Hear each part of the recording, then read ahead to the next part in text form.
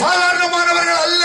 మీరు సాధారణమైన వారు కాదు. பொல்லாத அசுத்த ஆவிகளை வேதனைப்படுத்தும்படி கர்த்தர் உங்களை தெரிந்து கொண்டார். అపవిత్రాత్మలను నాశనం చేయనట్లుగా దేవుడు మిమ్మలను ఎన్నుకొన్నాడు. பொல்லாத ஆவிகளை நசுக்கும்படி, దురాత్మలను నశింపజేసి, பிசாசின் கிரியைகளை அழிக்கும்படி సాతాను యొక్క క్రియలను ஆண்டவராகிய இயேசு கிறிஸ்து உங்களை என்னையும் தெரிந்து கொண்டார். ప్రభు అయిన యేసు నిన్ను నన్ను ఎన్నుకొన్నాడు. ரோமர் 16:20 16:20 வேதம் இப்படியாய் சொல்லுகிறது. వేదం ఇలాగ చెప్తుంది, சமாதானத்தின் தேவன் தாமே సమాధానకర్త అయిన దేవుడు சீக்கிரமாய் சாத்தானை உங்கள் கால்களின் கீழே நசுக்கி போடுவார்.